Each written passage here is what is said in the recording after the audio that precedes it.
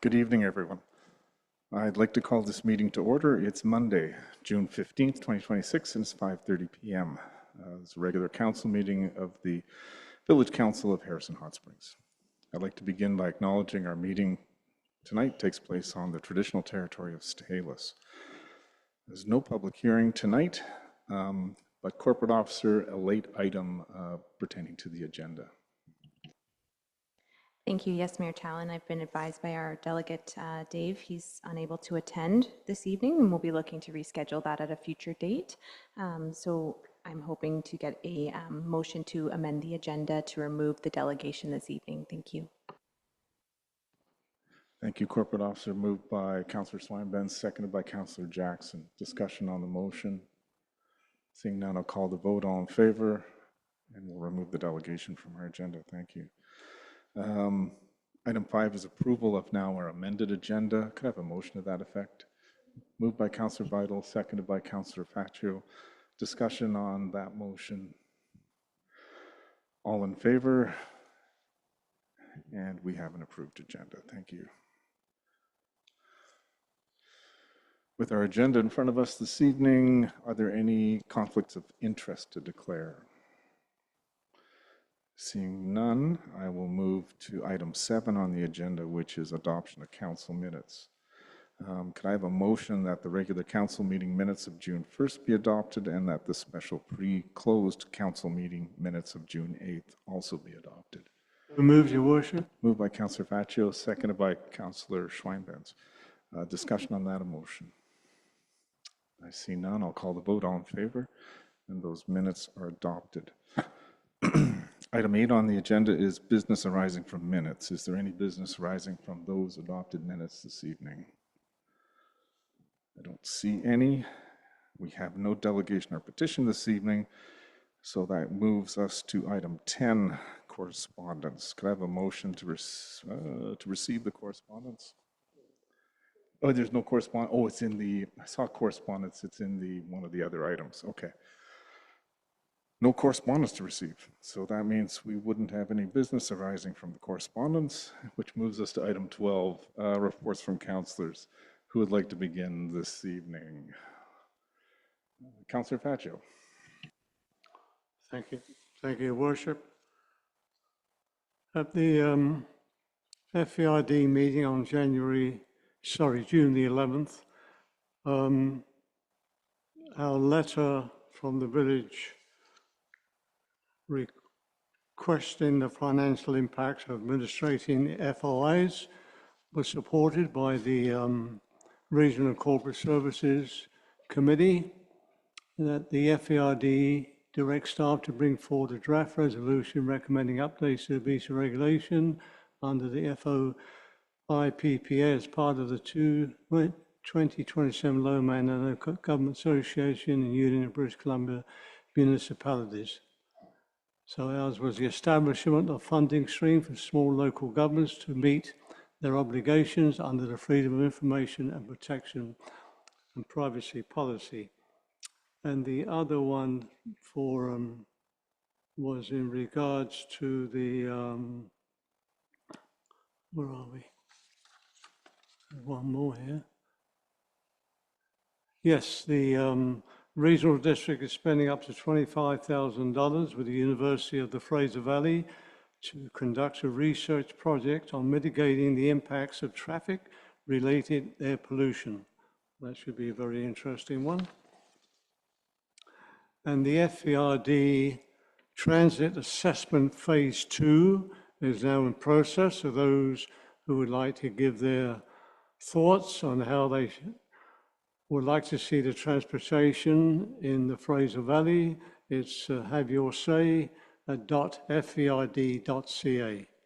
and that's for the rural transit. On the 2nd of June, I attended the fire department training session on the school grounds. It was great to see our fire department out there doing their extensive training. Always, it's very gratifying to see these volunteers get out there in the evenings and train to protect our village. God forbid if anything happens. June the 5th, I attended the July first meeting regarding the big one coming up soon. And as usual, we start off with the pancake breakfast, the pet parade, opening ceremonies, children's activities, the live entertainment in the plaza, and the late entertainment, apparently this year, for the first year, will be at the bandstand. Then there'll be the main parade at 5 o'clock, and those who are wishing to participate either register with Tourism Harrison. You don't have to, you can just show up on the day and we'll get you lined up. Children are very welcome to come, decorate your bikes or whatever you wish to come on, or just if you want to walk, we'd love to see the kids out there. And of course, the end of the evening, we'll finish with a fireworks display. Also attended this previous weekend, the Sasquatch Days, another great weekend of just unbelievable canoe races, and the colorful whole day was just unbelievable. Great procession in the morning to the plaza, and the speeches from the First Nations and our mayor, and of course the highlight of that opening ceremony is the children and their dancing, as usual, spectacular. So other than that, I think that's my report for now. Thank you, Your Worship. Thank you, Councillor Faccio. Who would like to go next? Councillor Jackson.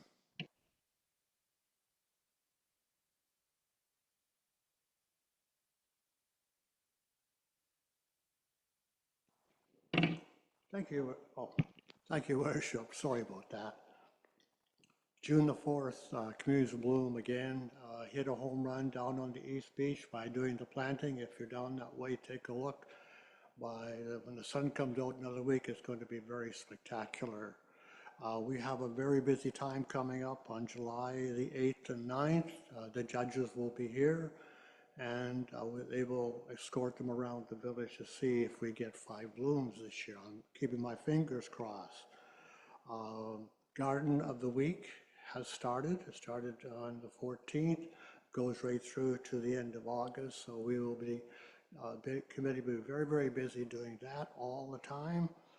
And we will also be conducting a garden tour, and the details on that will be coming out very soon. As you can see, the committee is very, very busy, and we will be putting a float in the parade. And I'm very happy that the parade is going ahead again this year. I also attended the in-camera meeting, and that's my report. Thank you, Your Worship. Thank you, Councillor Jackson. Councillor Schweinbetz. Thank you, Mayor Talon. Last week I attended the Fire Department Olympics, and I have to say I was a bit humbled watching them go through. They probably had 6 or 7 different obstacles that they had to do, and it was amazing to see their dedication and their athleticism. And being who I am, I thought I could do a pretty good job, so I was challenged by the chief to give it a try.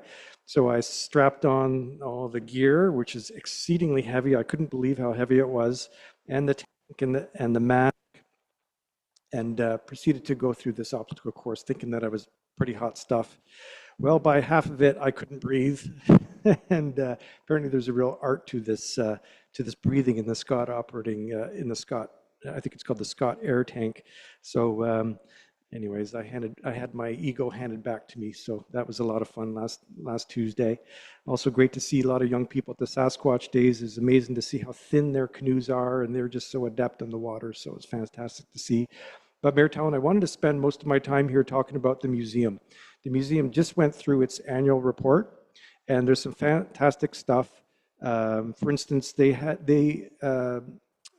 almost 11,000 visitors this year, which is up 31% compared to last year.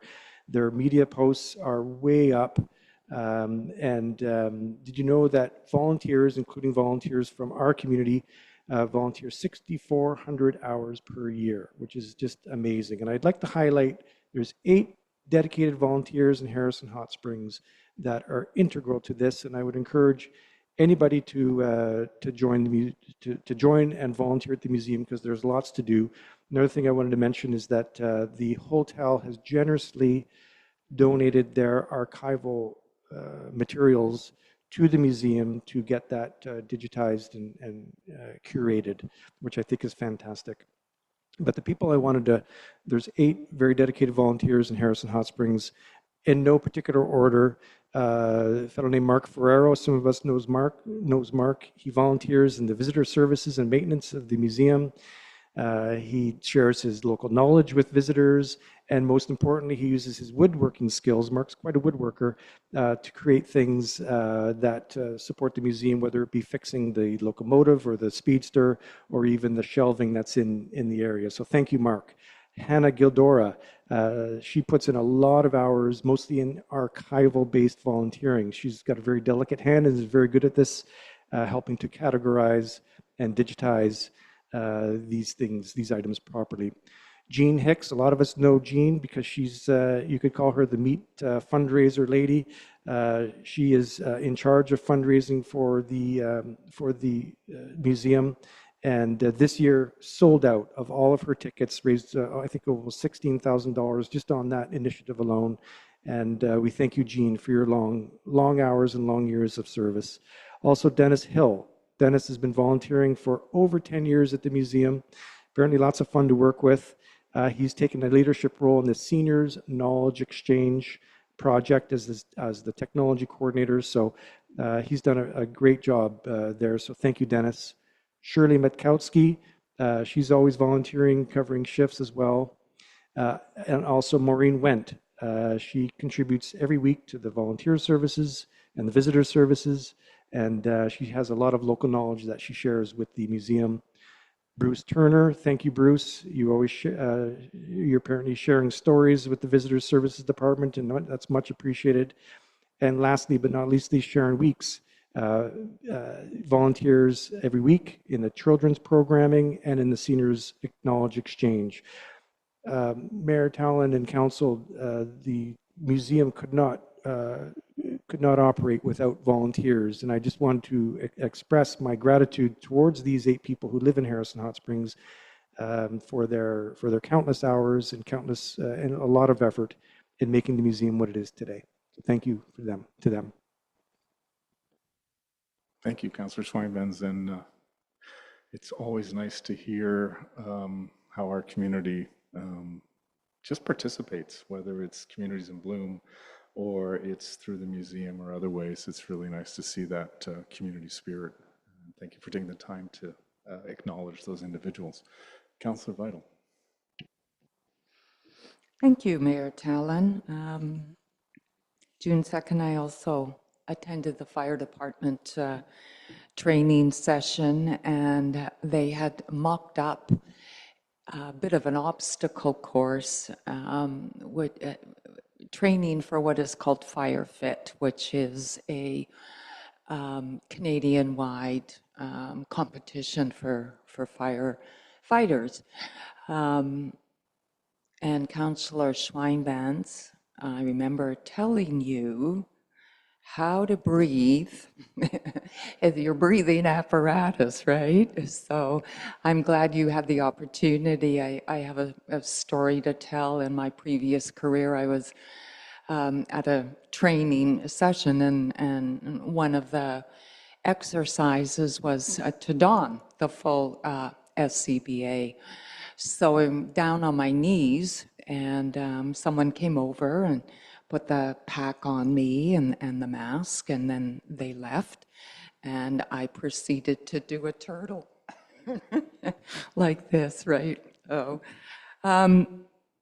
June 3rd, I attended a Citizens Advisory Committee meeting at Mountain Institution, and I do want to report that they have done some juggling and new assignments as part of the new CSA mandate.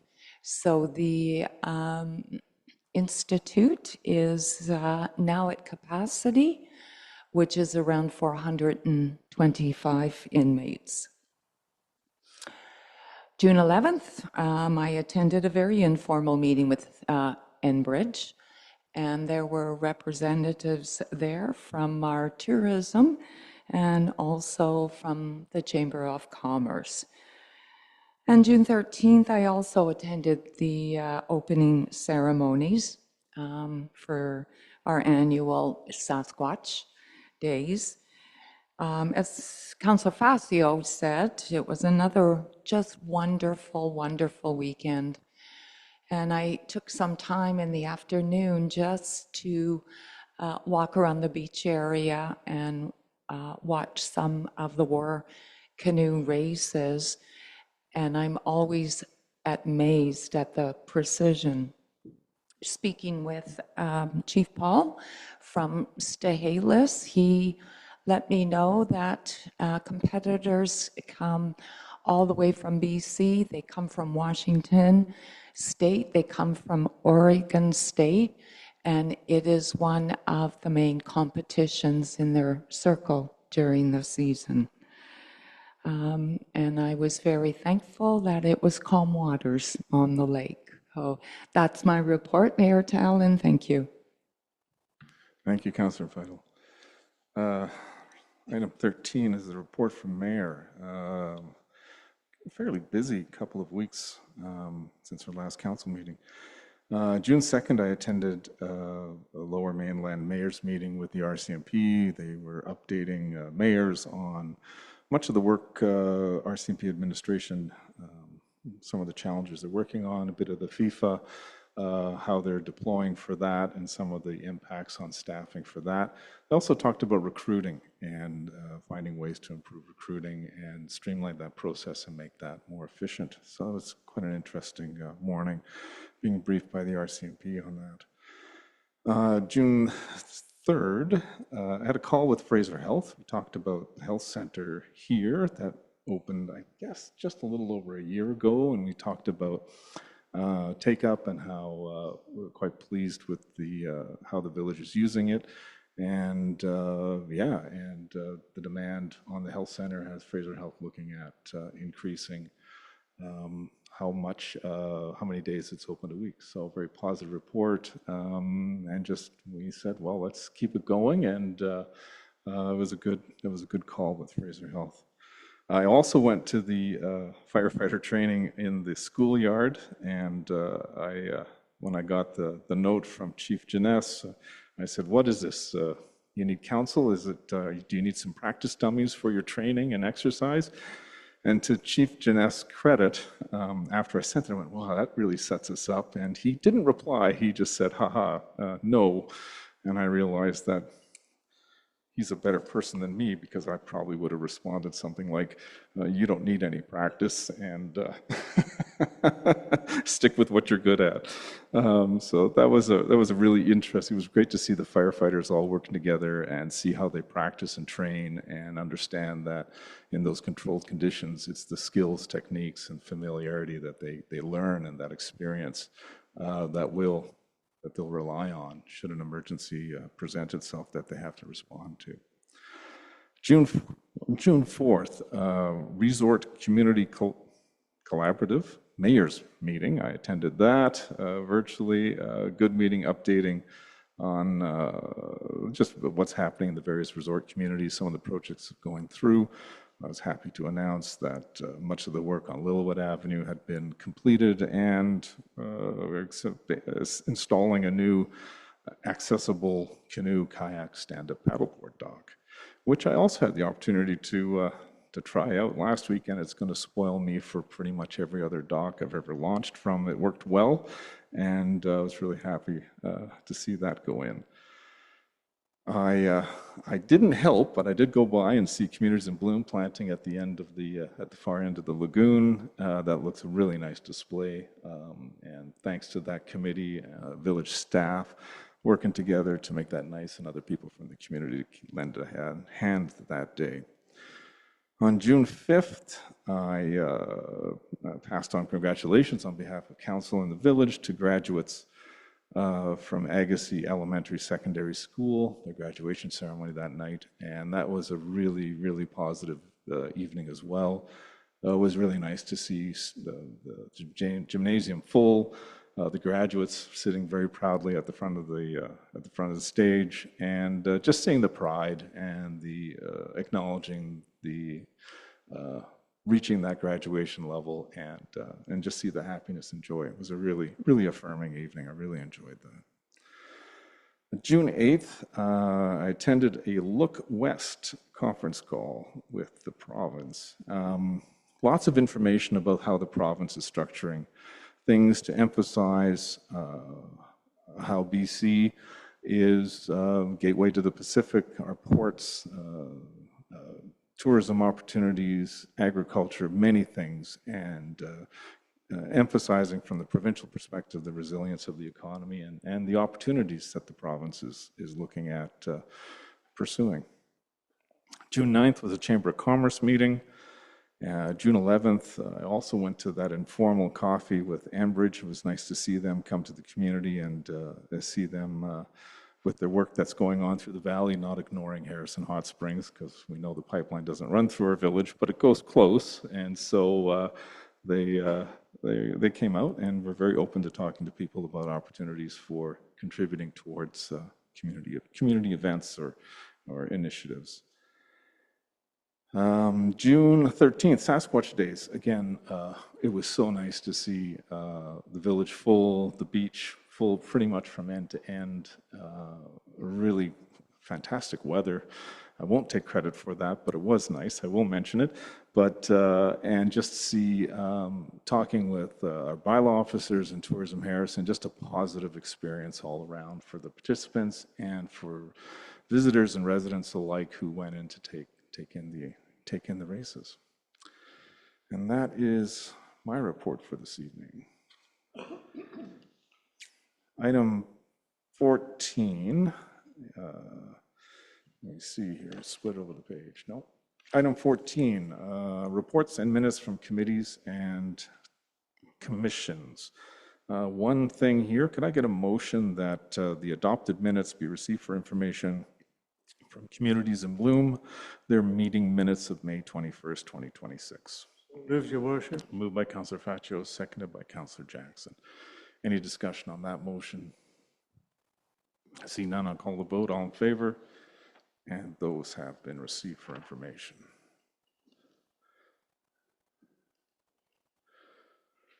Item 15, reports from staff. CAO Cook, I believe the first one is over to you.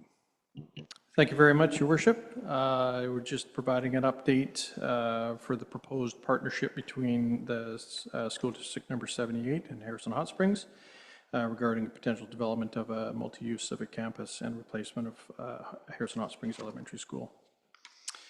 One thing I do want to specify and reiterate to the community is that this project does remain in the very early concept stages, with significant steps that still require it before are required before it can proceed, including provincial approval and funding for the new school, further technical and design analysis, ongoing public engagement, and a legislative approval process to remove park dedication, including electoral approval.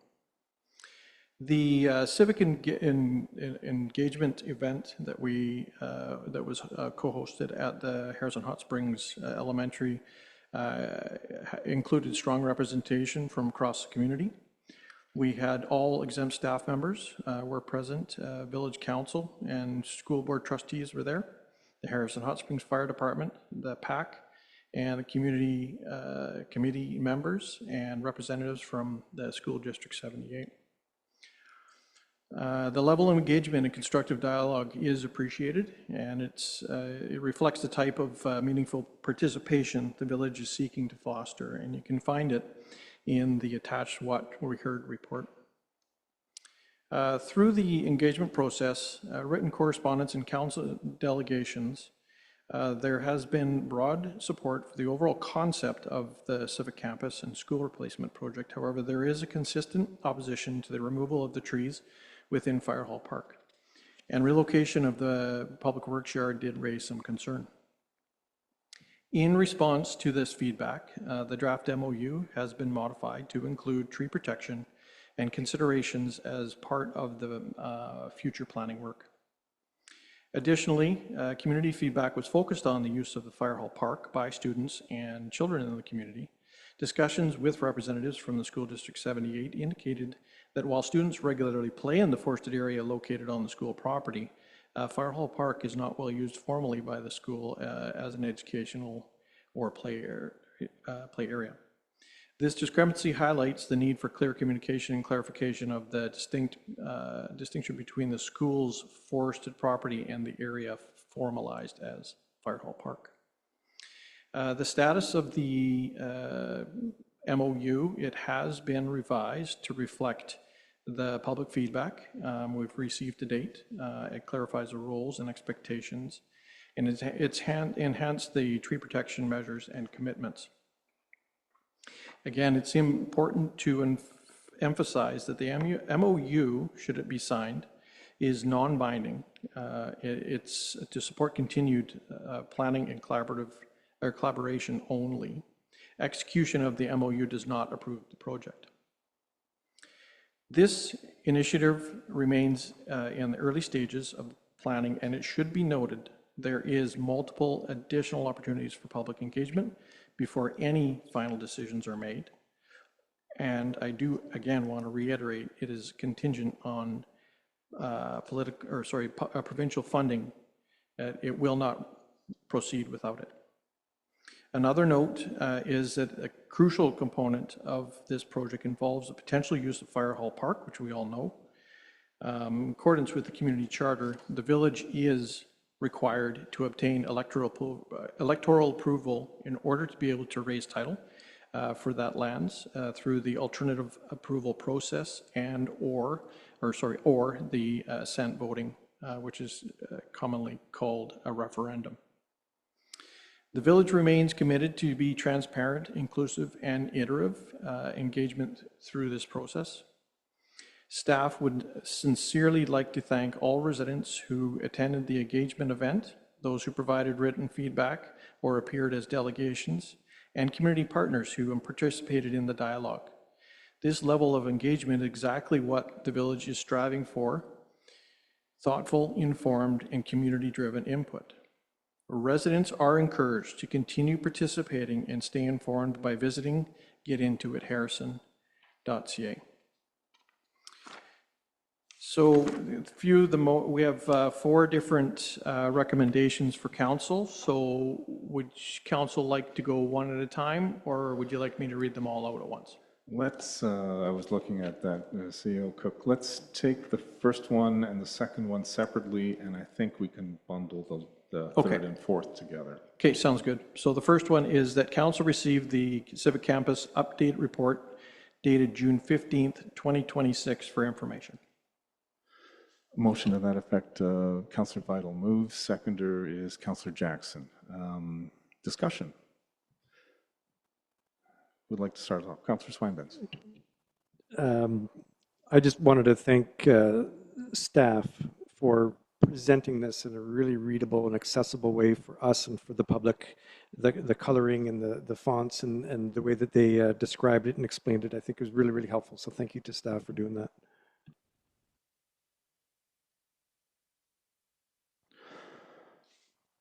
Any other comments? I'll note that people have approached me on the street, spoken about it, lots of questions about it, which is understandable at this time because not all the details are known. It's a concept, initial proposal, but I have heard a lot of comments raised, concerns regarding any loss of the mature trees or changes to Fire Hall Park, and that seems to be well echoed in our Civic Campus update report. So that aligns with what I was hearing, and I'm quite confident that reflects everyone who participated in that and sent us notes. Any other discussion on that motion to accept the report? So it's just the first item we're voting on? Yeah, just to receive the Civic Campus update report. Seeing none, I'll call the vote. All in favor, and that report's received. CEO Cook to the second part of the motion. Thank you very much, Your Worship. The second recommendation is that council direct staff to prepare a report to council that includes cost, funding models, to engage consultants to perform a danger tree assessment, to evaluate the health and safety of existing vegetation within the area, an ecological environmental assessment to provide valuable baseline data regarding site conditions, habitat value, and potential constraints. Thank you, CEO Cook. A motion to that effect, moved by Councillor Vital, seconded by anyone? Councillor Schweinbens. Discussion to the motion. Councillor Pacho, go ahead. Yes, thank you, Your Worship. First of all, I'd like to thank the public at large for the open house and their correspondence, and to our staff for preparing this excellent report. But I would like to make an amendment that this report be tabled till such time that we hear from the school district or the province regarding if the school is going to be funded or not. I fully support the school, don't get me wrong. I'll be lobbying for the school as long as I'm on council. I'm not against the school. That's why we were there in Victoria last year. But for this particular recommendation, I don't see the point in moving ahead till we actually, I mean, there's more staff time is going to be spent here, and regarding the cost, the funding models, and tree assessments. And I know that we did have a fire smart tree clearing in that area last year as well. My motion is to amend this, to table it till such time that we hear from School District 78 whether they receive the funding to move ahead with the new school. Thank you, Councillor Pacho. Motion to table the motion until the province confirms funding for a new school. Is there a seconder to that motion? Seconded by Councillor Jackson. Discussion on the motion. Councillor Schweinbach. Thank you, Mayor Talon. I would suspect that the reason for this motion is to sort of not put the cart before the horse and not spend any extra money. So I'm just wondering, would it be quite a big cost to do this sort of this undertaking? CEO Cook, any estimate of financial commitment to do such a report? Thank you, Your Worship. The motion is actually to explore what the costs are and bring it back to council. So all there is staff time. Now, I mean, obviously staff time is still, there is a cost associated with that. But at this time, all we're requesting is a council motion to explore those types of options. Thank you, Mayor. Thank you, CEO Cook. I think we should proceed with this idea. And the reason is, and I've spent some time in there, including today, and I really think it's an underexploited, underutilized gem of an area. Probably half or a third of it really is inaccessible. It's full of brambles and overgrown, and there are certainly some danger trees in there that I think we ought to look after, regardless of whatever our plans are. There's one that's teetering very precariously, in my opinion. I think it's a gem of an area. I think I would like to actually expand the scope of this and see if there's any social and recreational ideas that the consultant would have coming out of this report. Because, like I said, it's underutilized. It's so overgrown in some of those areas, and it could be just a fantastic area to recreate in the future, regardless of what happens with the school. Councillor Vital. Thank you, Mayor Talon. I'm in favor of moving forward with the report to council. There is no financial considerations with it at this time, and I think tabling it, we have no idea if and when the provincial government will ever come to a decision on funding the new school. I know that the school board has had a new school here in Harrison on one of their capital projects for considerable time. I don't see any constraint in moving forward with at least having staff prepare a report to give it to council. And then if that report becomes record, and if it needs to be, kind of put aside until we hear from the provincial government, I do think that that's the way to go. Thank you, Mayor Talon. Thank you, Councillor Vital. Councillor Jackson. Thank you, Your Worship. When I look at the map we have here of the proposed site, I cannot visualize having a school and a playground and having traffic coming from the village center, the works yard, and the fire hall. I just can't visualize that. What you'd have to have is a very, very large fence in order to ensure that there's no traffic problems. We have had other situations where we thought of putting the new school at the east end of the lot over here, and they could do that. Kids could stay in school until that building's built, and then whatever happens, the village could have taken it over some time. I think we're really just spinning wheels here, and I'm in favor of tabling this for another day. Thank you, Your Worship. Thank you, Councillor Jackson. I believe the village needs a new school, and while this doesn't commit a financial exposure, I think it shows when we speak to the province or the school board talks to the province that the village is serious about taking action to facilitate the construction of a new school, one that's right-sized and modern in every sense. Your comments, Councillor Jackson, about traffic and everything else, I've heard many of those comments too, and this is such an initial proposal and concept. Those questions and comments are so incredibly valuable that help guide future discussions. I would like to see a report from staff on what it would cost to do an assessment of the fire hall park. I'd like to know exactly what's there and what its values are. And if the school doesn't go ahead, that'd be really important information to have if we were looking at putting amenities in or altering or trying to enhance the public's use of Fire Hall Park, and also make it safe for the fire hall and those things as well. So I'm in favor of having a report on what it would cost, and I guess in reserve for another day, seeing that report, if it's a $10,000 report or a $200,000 report, that might inform decisions down the road as well.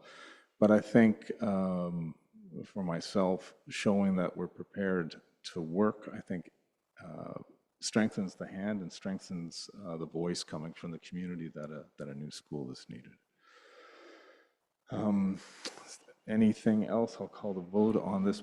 Councillor Schweinbans. Oh, I was just going to add, maybe some councillors aren't aware that there are, I think, 3 in total pedestrian catwalks that access that park. And it could be a danger problem. I think we're going to have no option but to do some sort of a tree hazard, at least a tree hazard study on this.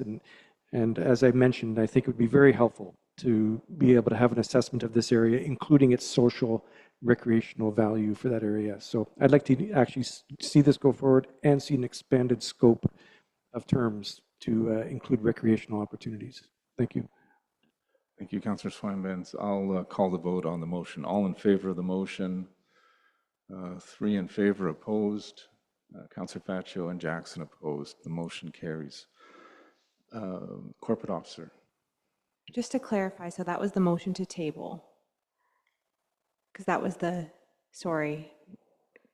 Yeah, that's okay. Oh, that's terrible. I think we might want to just go back to be clear on that motion there and just recall the question on that just for the motion to table because it got a little confusing. Okay, since I have totally made a mess of all this, I'm going to need exact words from you, Corporate Officer, on how to undo the mess I've made.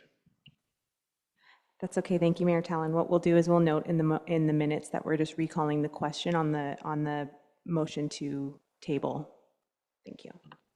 So the question's been recalled. Do I need to say anything else to make that happen? Okay, I've said enough, is what you're saying? Okay, so Councillor Faccio, to your motion to table, thank you, Corporate Officer. The motion to table directing staff to prepare a report. Now I know what we're voting on, and I think we're all clear. All in favor of the motion to table? Councillor Jackson. No, I'm sorry. I've confused everyone tonight. My apologies. In favor of tabling the motion which would direct staff, so do this another day. All in favor of that motion, and I saw Councillor Faccio and Councillor Jackson opposed to that motion, and that was Councillor Vital, Schweinbenz, and myself opposed. Did that clear it up, Corporate Officer? Thank you. Yes, so the motion to table has failed, and we're back to the main motion, the second one there, directing staff to prepare the report, which was moved by Councillor Vital, seconded by Councillor Schweinbenz. All right. I'll call the vote on now the main motion. All in favor of directing staff? Mayor to- Talon. Oh, sorry. Sorry, I might have an amendment. Do I need to make an amendment to include the social and recreational values as part of the consultation? CEO Cook? Thank you very much, Mayor Talon. So through you to Councillor Schweinbenz, there was extensive research and village resident input on exploring additional recreation opportunities, including a dog park there. That didn't pass, so we have already explored additional options. I mean, I think what I would recommend is we just look at the ecological value right now instead of trying to expand. Let's look at the trees, let's look at the environment, and just keep it focused on that. And perhaps when the report comes back to council, maybe it might show something that we're not anticipating, and maybe it's not the right thing. We want to keep it natural. I don't know. But I would recommend that we just stay with the motion the way it is and look at opportunities in the future. Thank you, CEO Cook. Councillor Schweinbenz, over to you. Yeah, I sort of respectfully disagree. I think it's got a lot of recreational value that is underutilized and untapped. And so I'll make the motion to expand the scope to include an assessment of potential social and recreational opportunities in that space. Moved by Councillor Schweinbenz, a seconder to that motion. I will second it. And discussion. Councillor Faccio. With respect, Your Worship, we're dealing here with a civic campus. I would have thought, which is a good idea, the amendment from Councillor Schweinbenz should come forward as a separate at another time. I don't think it forms part of this number 2 recommendation here. Should be a separate item with a separate, with a, you know, either under new business or whatever the other thing that we do. I don't think it falls into this. This is purely to do with the assessment to evaluate the health and safety of the existing vegetation within the area and the environmental assessment. And so I'm not against the idea, the vote, but I don't think it fits in with this. That's what I want to say. Thank you. Thank you, Councillor Faccio. Yeah, I believe you summarized. I think that's exactly why Councillor Schweinbenz, if I can speak for him, made the motion to broaden the scope of what might be considered in a report. Any other discussion on the motion? I don't see any. I'll call the vote. All in favor of that motion? The motion was to expand the scope of the report. To include, yeah. Go ahead, Councillor Schweinbenz. Just to include an assessment of the potential recreational and social value. You know, I was there today. There we could be a great place for an educational small amphitheater, picnic tables, better walkways. Like I said, a lot of it's in brambles and inaccessible right now. A motion to expand the scope of the report, we'd ask council to include social and recreational values, opportunities. All in favor of that motion to expand? Councillor Swinburne, and opposed? And 3 opposed. That motion fails, which takes us back to the original motion, which is directing staff to prepare a report on the, I guess, ecological value. I can summarize that. Seeing no further discussion on that motion, I'll call the vote. All in favor of that motion? 3 in favor, opposed. Councillors Batcho and Jackson opposed. The motion carries. CEO Cook, there are 2 more elements. I think we can bundle them together, but maybe not. Let's maybe take them one at a time. Sounds good. Thank you, Your Worship. The third one is that council directs staff to forward the revised memorandum of understanding to school district number 78 for consideration. Moved by Councillor Vital, seconded by, I'll second that motion if no one else will. Discussion on that motion. Councillor Vital. Thank you, Mayor Tallon.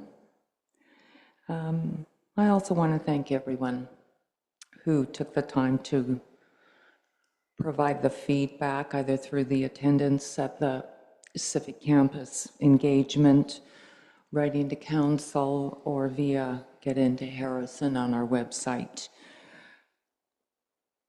The feedback demonstrates how deeply our residents care about our public spaces for current and for future generations. The feedback has been thoughtful and constructive. It's important that we listen carefully to these voices as we consider moving further. I want to clarify, as our CAO said, that a memorandum of understanding is not a commitment to the project, nor an approval of future development on the land. It is simply an agreement to continue discussions with the school board and explore possibilities. For me, the MOU is about keeping options open and ensuring that discussions and conversations can continue. Entering into an MOU allows both parties to examine possibilities pending funding from the provincial government on the construction of a new school. Supporting the MOU is not making any final decisions. We are simply agreeing that further discussion and public engagement is worthwhile and important. And I do want residents to be reassured that any future proposal is about continuing the dialogue and listening to our community. I believe supporting the MOU is the right course of action at this time. It does not predetermine any outcome or approve the project by your council. It ensures that the door stays open for meaningful discussions about the future of this land. Continuing these discussions with both the residents and the school board is about committing to exploring the use of the space, which clearly means so much to so many. The easiest thing your council could do is to just stop talking. But the best thing to do is to keep talking and keep working towards possible solutions and options. Thank you. Thank you, Councillor Vital. Further discussion. Councillor Swinburne. Thank you, Mayor Tallon. Yeah, I have some concerns about this, to be honest with you. And first of all, I wanted to appreciate everybody who wrote in. Some of these are just fantastic letters and some fantastic rationale as to why we shouldn't be touching the area. The concern that I have with this MOU is if we get the ball rolling, it's something that we may lose control of. And if we're starting down this road, we're giving other parties the impression that we are giving consent to do the swap that we're envisioning and to do something different with Fire Hall Park. And the concern is that it may not be this council, it may not be the next council, it may be a decade from now, but somebody at the school district in Hope or a bureaucrat's office in Victoria may decide to expropriate that land, or to even if assurances were given by the school board that they wouldn't touch these trees, a bureaucrat in Victoria may think otherwise. So in other words, we're losing control. And I just feel that by sending this, even though I appreciate the changes that are done in here, it very implicitly states that we want to protect the park, that we want to protect the trees. But I feel that we need to be more explicit in saying that that park has to be off limits. I agree with Councillor Jackson. I don't think the roads make sense the way it is. I feel it was a poor start, and by providing this MOU, we're saying that we sort of are okay with it. Let's keep going down this road. So I'm concerned. I can't support this the way it is. I would prefer to see much better guarantees and much better protections for that park, even if it means they have to build the school elsewhere. The reality is, if it's in the back of the park, of the playground where we're thinking that they're going to build it, we're going to be compromised with more roads and less park, and I don't think that's a good idea. So I can't support this unless we are much more explicit about protecting that park. And I'm happy to do amendments, whatever that may look like. When I speak to people on the street about this, it's universal answers are, let's protect that park no matter what it takes. And having a works yard on Hot Springs Road doesn't make a lot of sense. So both of these are in here, and I unless we can take them out, I can't support this. Any other comments? Councillor Jackson. Thank you, Worship. I've been waiting 22 years for a new school. We almost had one 20 years ago, 21 years ago, but of course it slipped through our fingers. And waiting a little bit longer and getting this right is really important. I don't see where it shows now will ever go through. I really believe that's just spinning our wheels. And we have to, as your worship, you'll have to go back to the school board and have a long chat with them about what we've talked about tonight and say, here's what we're going to have to do. We're going to have to change direction in order to get a community on side.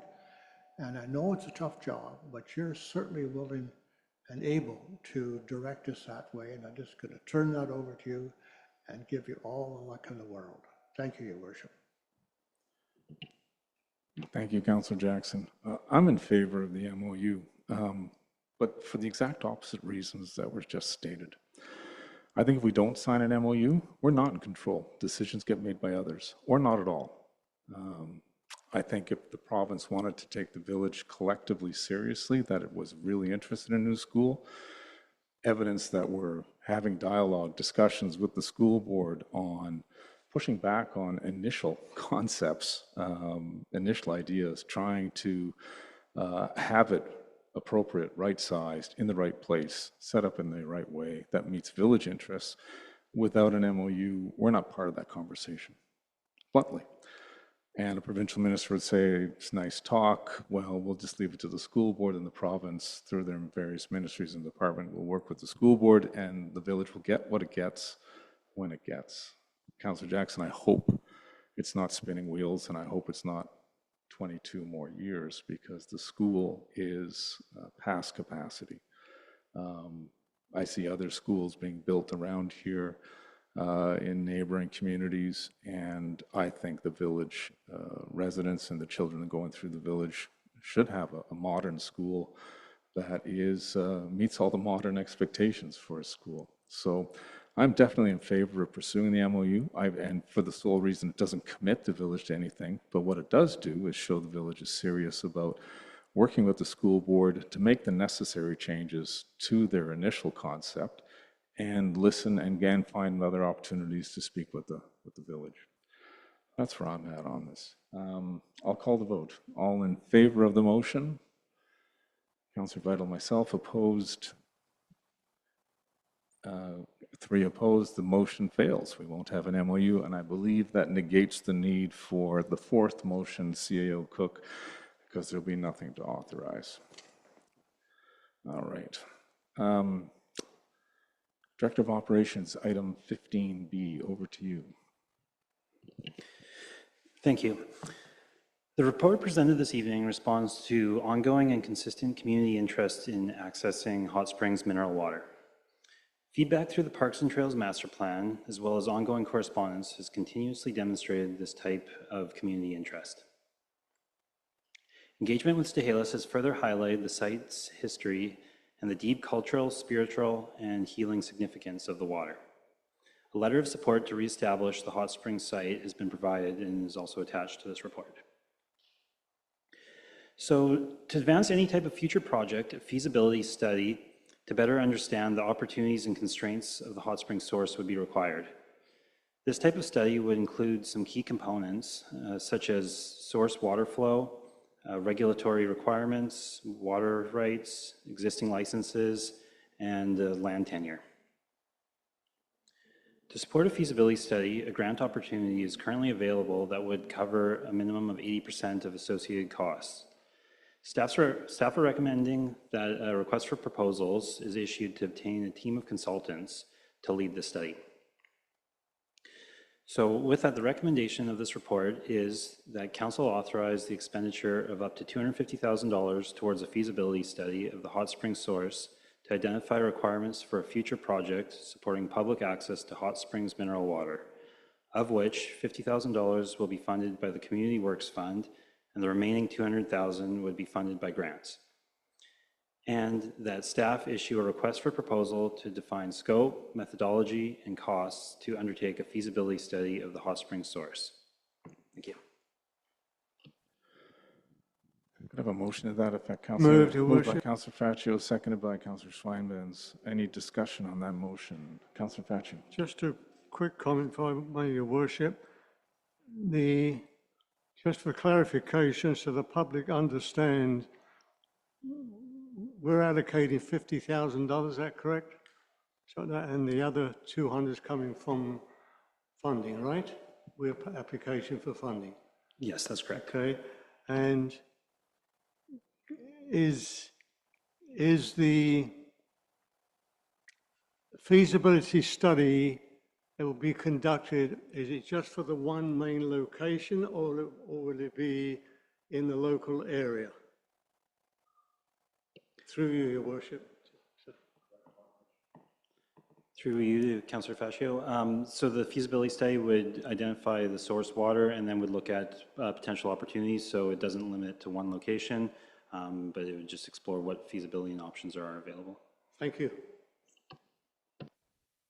Any other, Councillor Schweinbenz? Well, thank you, Mayor Talon. I am fully supportive of this. I think for generations, the questions have arisen about the water and getting the springs back in Harrison Hot Springs.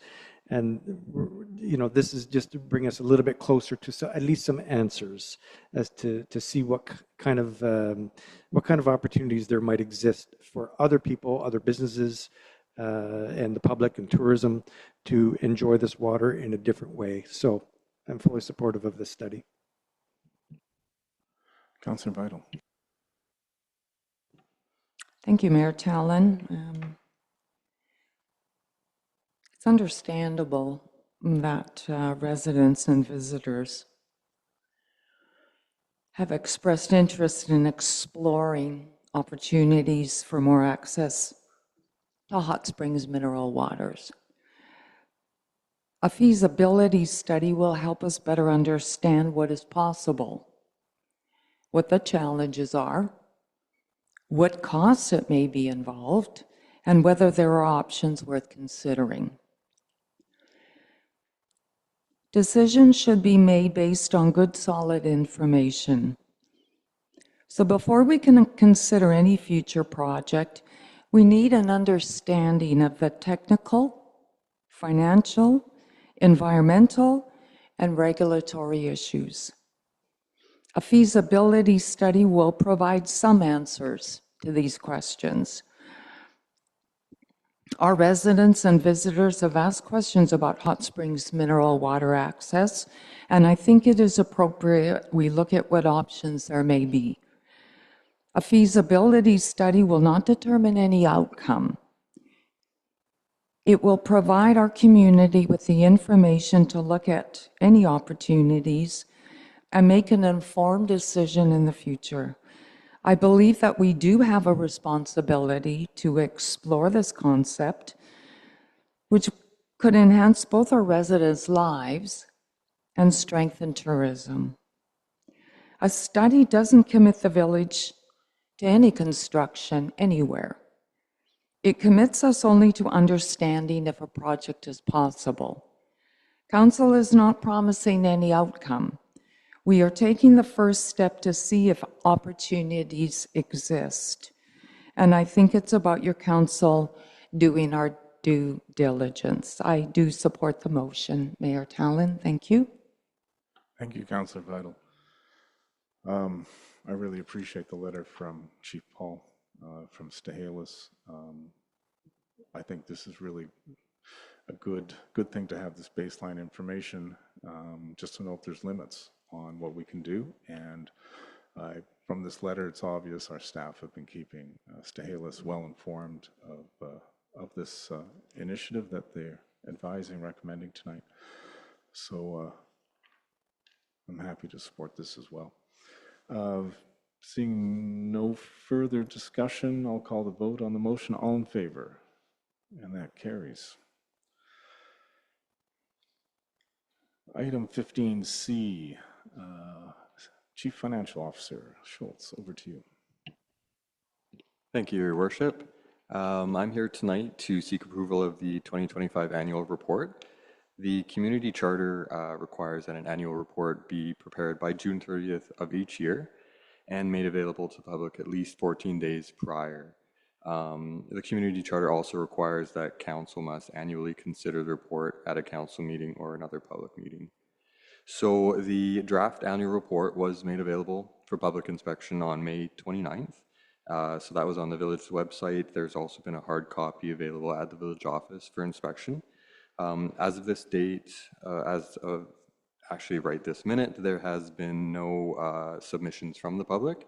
However, council may wish to open the floor to public feedback relating the annual report at this time. I would like to open the floor for any public comment. If there anyone in the gallery tonight or online to make comment on the draft annual report. Is there anyone? One person in the gallery. Go ahead, Mr. Allen. Yes, good evening. My name is John Allen. I live at 398 Hot Springs Road and have done for 50 years. Very pretty annual report. I'm just a little disappointed that it's included tonight as a simple agenda item for a resolution. When Premier Gordon Campbell rewrote the Community Charter and the Local Government Act, his intention was that municipalities would operate more like proper corporate organizations and that there would be a general shareholders meeting every year, which would be well advertised and would be held apart from any other council meetings and would invite the public to come forward and ask questions of the directors of the municipal corporation. I'm slightly distressed to see that his vision has been subverted, and instead of a proper annual meeting with good publicity and good information, we have this annual report presented as an agenda item on a regular council agenda. The report is quite well presented, but my first concern comes on page 13. Page 13 contains a graphic, and that graphic is entitled Organizational Chart. It appears to show the way that the village operates, the line of authority, the hierarchy, the pyramid, if you like to call it that. But unfortunately, this organizational chart is non-compliant with the provincial statutes, because the provincial statutes, both the Community Charter and Local Government Act, specify who the officers of the municipal corporation must be and what their roles are. And my distress comes from the fact that this village has presented an organizational chart, and I don't doubt that this is the way you do things, but I'm distressed that you're doing things improperly, illegally, and in non-compliance with the provincial statute. My particular point is that the provincial statute requires that we have a chief executive officer, and the chief executive officer is effectively the link between the council and the executive branch. And that is a key position in any organization, in any municipality, in any corporate structure. You must have that person to provide the connection between the activities of the board of directors, in this case a council, and the execution of the policies and the decisions of that council.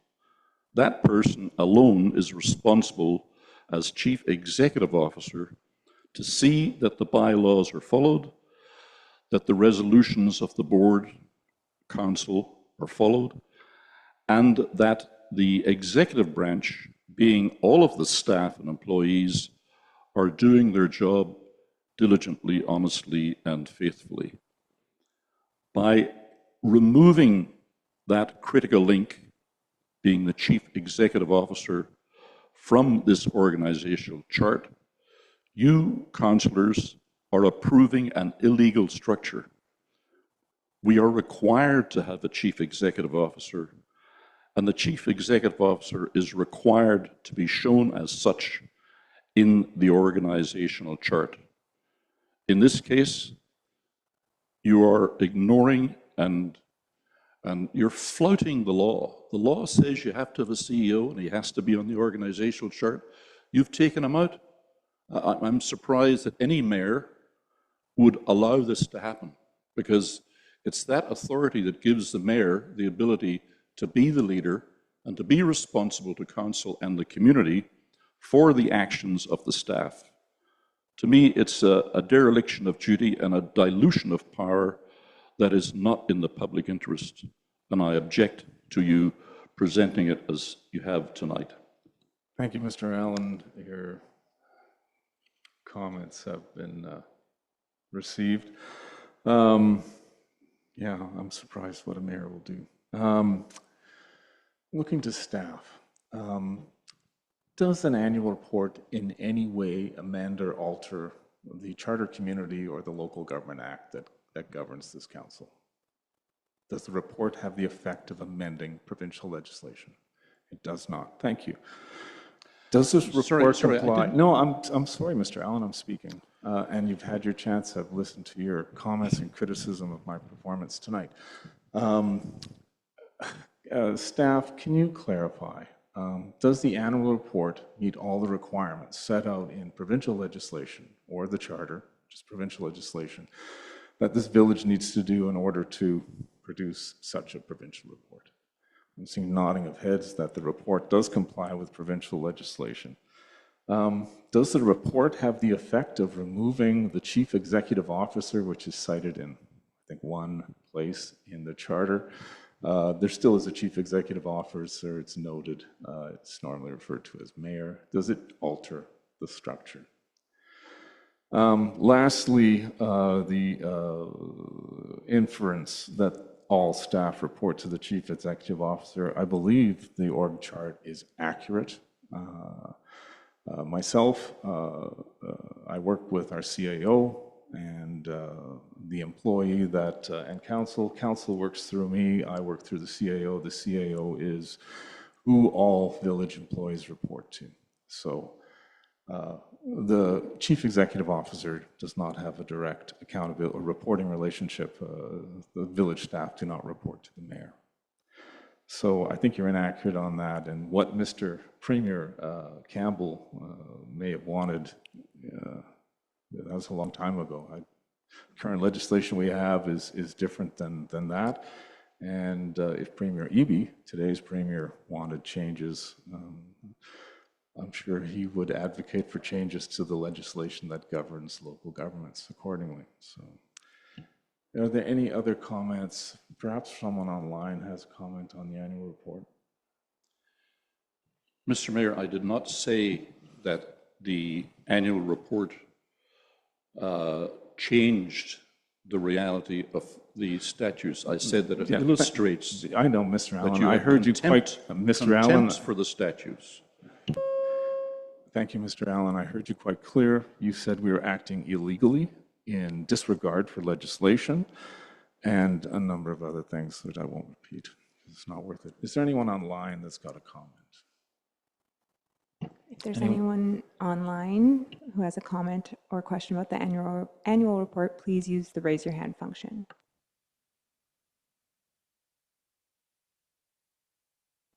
Is there anyone else in the gallery tonight that wishes to comment on the annual report? Thank you. Back to you, CFO Schultz. Thank you, Your Worship. So with that, the recommendation will be that the 2025 annual report be approved. Thank you. So moved, Your Worship. Moved by Councillor Faccio, seconded by Councillor Jackson. Discussion on the motion. Councillor Schweinmans. Thank you, Mayor Talon. I mentioned this a couple of meetings ago. You know, we've got to keep this positive. And I think on page 12, CAO Cook, in his paragraph here, he says very clearly, and I just want to reiterate this, none of these achievements would be possible without the dedication, professionalism, and pride shown by village staff. And they're all over here now, right in front of us. And I just want to express my gratitude for all of your help and all of your dedication. These people are out on weekends, sometimes in evenings, giving to the community. So thank you for that. Also, the fire department, utilities, public works, community services, grants, community programs, communications, corporate services. There's a lot that goes into managing this village, even though it's a small village. There's a lot that goes into it. And I just think it's a very, very positive report. I will illuminate to the public some of the awesome graphics that are in this entire report, especially as regards starting on page 54. There's just some fantastic and really quite interesting graphics, pie charts and bar graphs, which illustrate in a very accessible way some of the achievements that has occurred over the last decade or 5 years or last year. And it's just a very interesting read. And I just want the public to know that our village is in good hands. We all have problems and challenges and disagreements, but this shows that we're in good hands. And thank you very much. Yeah, thank you, Your Worship. Just again to thank our staff for this, again, outstanding report. When you read this report and follow it, it's so easy to follow and understand how the workings of the village is conducted, and that the obligations of the mayor and council and the staff in this report. It's well illustrated. Thanking our wonderful staff over my right there that put together these illustrations. It's a first-class report, and I thank you very much. Thank you. I read the report. I love the graphics. It really helps tell the story at the end. And echo on Councillor Swinban's comments.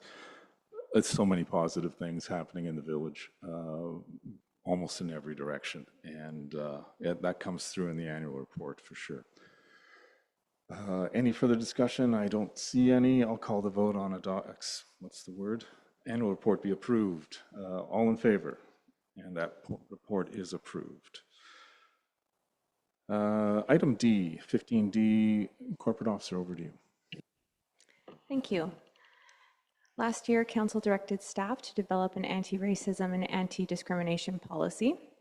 Since that time, Council has had several regular and Committee of the Whole meetings to consider a draft policy, which was also referred to the Village's legal counsel for review. In October, several questions were raised by Council regarding the scope of the policy and some technical details, including disclosure of any records related to a complaint through the FOI process. Policy development was put on hold until the adoption of the IDEA Framework and Action Plan in order to ensure that any feedback received throughout that process was incorporated into the policy. Attached to the Council report, starting on page 96 of the agenda package, is an updated policy for Council's consideration.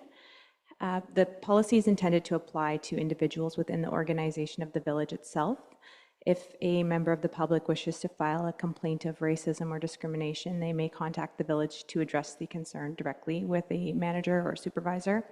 Alternatively, or in the case that this does not result in a satisfactory conclusion, they may file a human rights complaint or contact the BC Ombudsperson, depending on the nature of the incident and the complaint. The report also details the disclosure of records relating to a complaint through the FOI process. Ultimately, there's no simple answer to the question. All FOI requests are processed on a case-by-case basis. In particular, complaints of racism or discrimination are very sensitive and typically handled confidentially. If the Village were to receive a FOI request for these types of records, we would be reviewing on a case-by-case basis the wording of the request, the records themselves, the nature and the progression of the file to determine what can and cannot be disclosed. There are a few other minor revisions to the policy as compared to the most recent version that had been before Council prior, including adding a definition for bystander and management and incorporating the role of the union as well. And with that, the recommendation is that anti-racial discrimination and anti-racism policy 1.42 be adopted. Move Moved by Councillor Faccio, seconded by Councillor Vital. Discussion. Anyone comment on this before I call the vote? Councillor Schweinbans. I may have just found the answer. Under the definition of discrimination, I just want to make sure that we're covered off on all aspects of sexual orientation discrimination as well. Is it broad enough under your definition of discrimination to cover that those folks as well? I look to staff. Corporate officer, can you speak to that? Thank you. Yes. When we were reviewing this policy, sorry, through you to Councillor Schweinbans, when staff were reviewing this policy, it was noted that it is the template provided by Lidstone and some examples that we received from other local governments and regional districts are quite focused on racism and racial discrimination. So you'll see that the scope is a little bit narrower. Now, having said that, there's still human rights code. There are other protections in place for people. There's several grounds that you can't discriminate on. Thank you, Corporate Officer. When I read the definition, I read it broadly, but maybe that's not accurate. I say denial of equal treatment and opportunity to individuals or groups because of personal characteristics and membership, et cetera, et cetera. I read that quite broad myself, but others may read it differently. So, Mayor Towns, are we satisfied then that it would cover that group of people? I see under the term of diversity, it does mention gender and sexual orientation. So I think we've got it covered in here. I just want to make sure.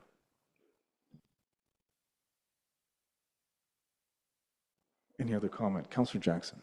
Thank you, Worship. The only thing I see that may be changed in diversity with ideologies, we have so many today, and there could be ideologies out there that we haven't heard of that we do not support. Personally, I would recommend that we remove that and not have it in there, because otherwise you're guessing as what you want or don't want.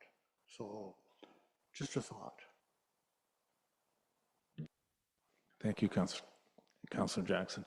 I know this has come before council in the past, and I think we've had fairly lengthy conversations about this.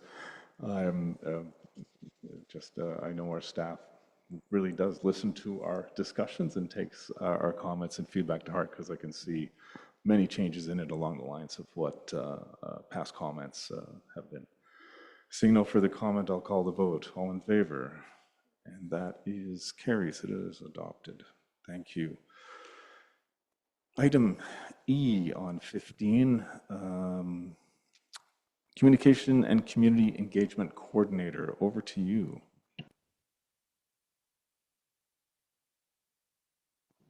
Thank you, Mayor Tallon.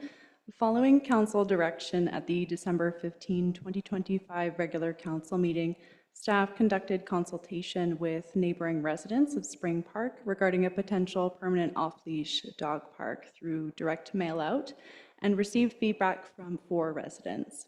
While the temporary off-leash dog park trial period in fall 2025 was positively received by many dog owners and demonstrated community interest in a dedicated off-leash space within the village, feedback received from the 4 neighboring residents identified concerns related to proximity to homes, maintaining the quiet character of the park, compatibility between user groups, parking constraints, and the limited duration of the previous trial period.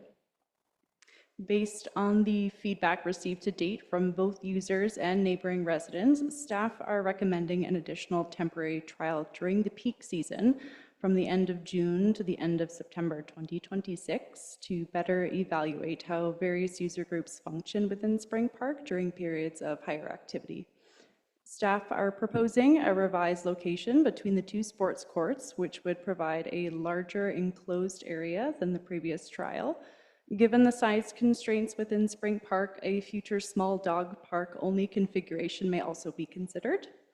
And staff recognize that the temporary dog park was a valued amenity for residents with dogs, while also acknowledging the concerns expressed by neighboring residents. The proposed additional pilot period is intended to help balance those competing interests and support informed long-term decision-making. As for any financial considerations, the village has purchased temporary fence panels utilizing existing budget to be able to have on hand for projects such as this, as well as to support other operational demands. This will allow the temporary dog park to be implemented at no additional cost. And so the recommendations before council this evening are that council approve the reinstallation of a temporary off-leash dog park within Spring Park during the 2026 peak tourism season, located between the 2 sports courts and operating from the end of June to the end of September 2026, from dawn to dusk, and that staff implement a public feedback survey open to all users of Spring Park throughout the temporary trial period, and that staff report back to council with updated findings, additional public feedback, concept options, and associated costs for future consideration. Thank you. Can I have a motion to that effect? Councillor Vital moves, seconded by Councillor Swinbands. Discussion. Councillor Vital. Thank you, Mayor Tallon, through you to our communications and community engagement coordinator. I always forget your title, but just a question. Last year when we had the temporary off-leash park, I know there was some fencing and whatever that was put up, and I believe there were doggy bags and whatever. Are we looking at any further expenses for this next trial period? Thank you, Councillor Vital, through you. No additional expenses at this time. We have existing garbage waste receptacles and dog waste bags that we will be utilizing, as well as the temporary fencing that we have acquired. All right, thank you. I constantly hear from residents about the need for an off-leash dog park, and I've heard it for as long as I've been on council. I'm glad to see that we're moving ahead. So then we can expect a full report then after this second trial period.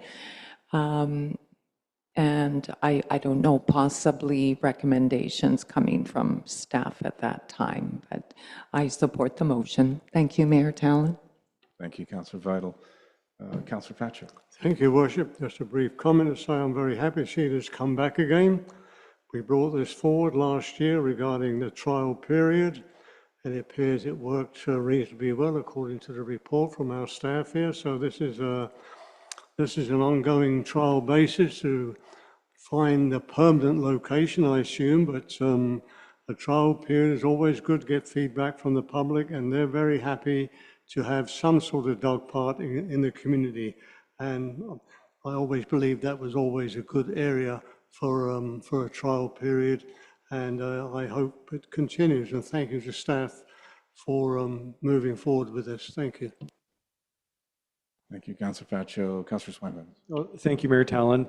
I'm supportive of this as well, but question through you to staff.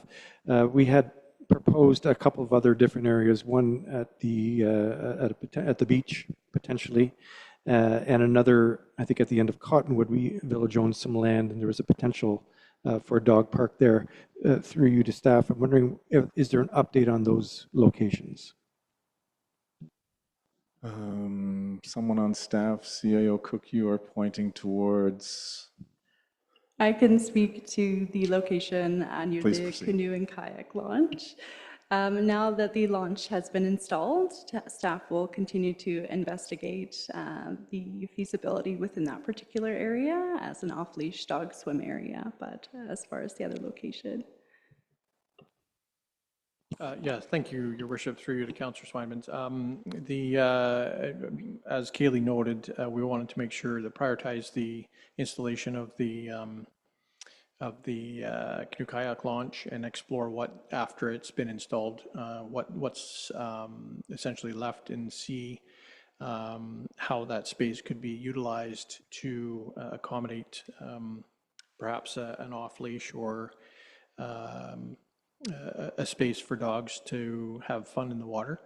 The property at the end of is it Cottonwood or on the Coombs, it would require, and it still does require, a non-farm use application. We're still exploring that. It's a bit of an arduous process with the ministry, so we don't have an answer for that one, but we certainly do for the area around the canoe kayak launch. Thank you. Thank you, staff, for that information. Any other? Yes, another temporary. Maybe we get 3 or 4 temporary parks together, we'll have a permanent one. We'll see. I think it's a good idea to get some more information, and trying out this other location will just, I think, make a better report back to council in the future with more information. I'll call the vote. All in favor? And that carries. Bylaws 16, I don't believe there are any tonight. Any new business? There's no new business tonight. Any notices of motion this evening any councillors want to make? I don't see any.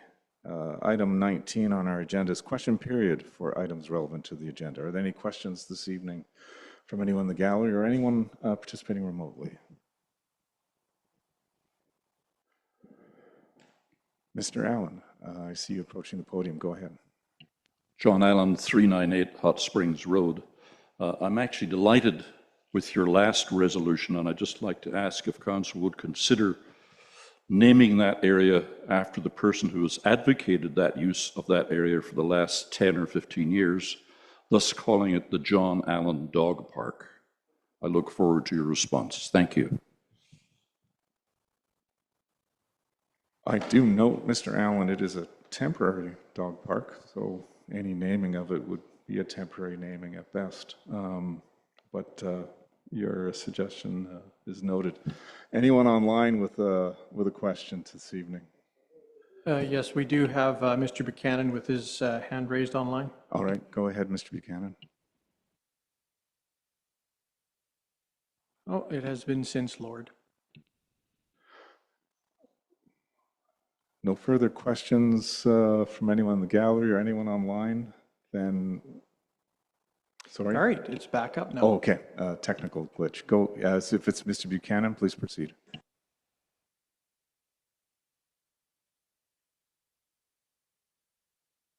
You may be muted, Mr. Buchanan. We can't hear you if you are speaking. And the hand is How back. about now? Oh, there he is. Yeah, thank you. Regarding the Hot Springs feasibility study, there's a reference to a $200,000 grant opportunity.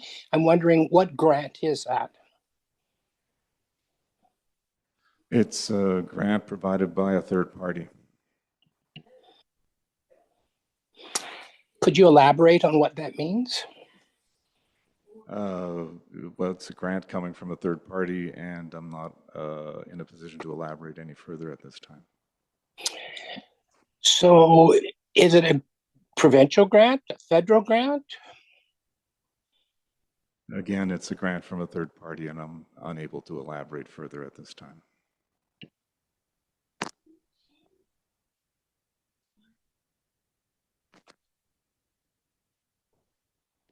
I don't see any other questions.